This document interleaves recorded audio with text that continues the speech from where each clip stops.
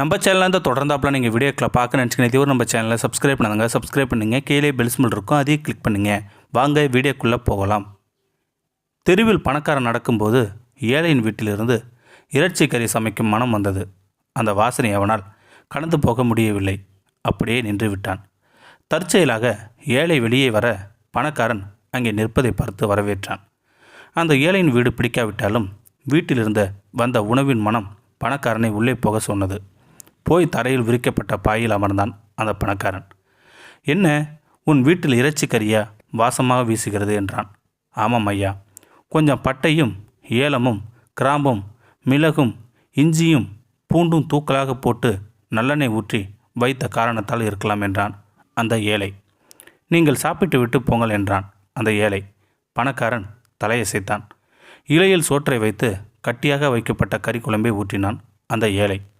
ஆசையாக பணக்காரன் ஒரு வாய் கறி எடுத்து வாயில் வைத்தான். இது என்ன கறி?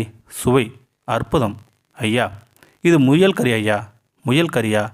முயல் கறி உனக்கு ஏது? விலைக்கு வாங்கினாயே என்று சொல்லி ஆசையாக ரசித்து சாப்பிட்டான் அந்த பணக்காரன். ஏப்பம் விட்டு நன்றி சொல்லி வெளியே வரும்போது திருநாய் ஒன்று ஏழையின் வீட்டு வாசலில் படுத்திருந்தது. சீ, நாற்றம் பிடித்த நாயே, நீ இங்கேயும் வந்துவிட்டாயா? இந்த சனியனுக்கு நான் தினமும் எச்சில் உணவை வைப்பேன்.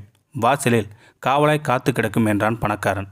ஐயா, நீங்கள் சாப்பிட்ட சுவையான முயல் கறியின் முயலை இந்த நாய்தான் பிடித்து வந்தது. அருகில் இருக்கும் காட்டு விலைக்குள் போய் இந்த நாய் நின்று கொண்டிருக்கும். ஒரு நாள் அதிர்ஷ்டவசமாக கொளுத்த முயல் மாட்டியது போல பிடித்து அது கூட சாப்பிடாமல் என் வீட்டுக்கு தூக்கி வந்து போட்டது. இதை கேட்டதும் பணக்காரன் பொறாமையில் சற்றென்று திரும்பி நாயை வெறுப்பாக பார்த்தான் அந்த பணக்காரன். எதுவும் சொல்லாமல் சென்று விட்டான். மறுநாள் பணக்காரன் மதிய சாப்பாடு சாப்பிட்டு மீன் முல்லை தூக்கி வெளியே போட போகையில் அந்த திருநாய் வந்து உணவுக்காக நின்றது. நன்றி கெட்ட நாயே, தினமும் உனக்கு எச்சில் உணவு கொடுப்பது நான்.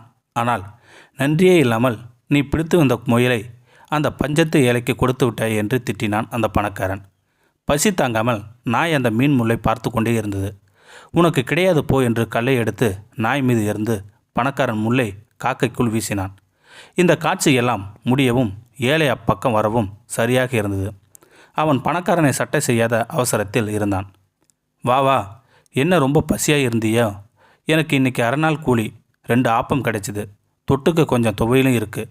வீட்டுக்கு வா, ஆளுக்கு ஒரு ஆப்பம் சாப்பிடலாம் என்று நாயை அழைத்தான் அந்த ஏழை. கதவை திறந்து விட்டான். நாய் உரிமையுடன் ஏழையின் வீட்டுக்குள் நுழைந்தது.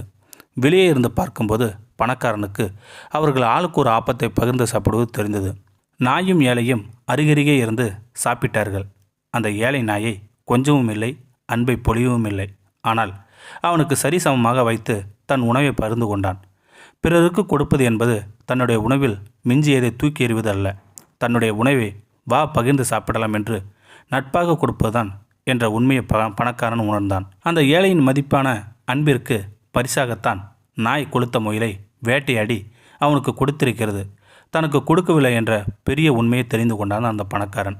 எழுத்தாளர் ஜேக் லண்டன் சுயசரிதியில் தன் பிச்சை எடுத்து உண்ணும் வாழ்க்கை பற்றி பேசும்போது, என்னப்பா பணக்காரர்கள் தானம் கொடுக்கிறீர்கள், பிறருக்கு எப்படி கொடுக்க வேண்டும் என்பதை ஏழைகளை பார்த்து தெரிந்து கொள்ளுங்கள். ஒரு நாய்க்கு எலும்பு வீசுவது அன்பு இல்லை, தனக்கு கிடைத்த எலும்பை நாயோடு பகிர்ந்து சாப்பிடுவதுதான் அன்பு என்பதை படித்தவுடன் இப்படி ஒரு கதை எழுத வேண்டும் என்று எனக்கு தோன்றியது. இந்த வீடியோ உங்களுக்கு பிடிச்சிருந்தா கமெண்ட் பாக்ஸில் கமெண்ட் பண்ணுங்கள். கூட உங்கள் ஃப்ரெண்ட்ஸுக்கு ஷேர் பண்ணுங்கள். இதுவரை நம்ம சேனலை சப்ஸ்கிரைப் பண்ணுங்கள். சப்ஸ்கிரைப் பண்ணிங்க. கீழே பெல் சிம்பல் இருக்கும், அதையும் கிளிக் பண்ணிங்க.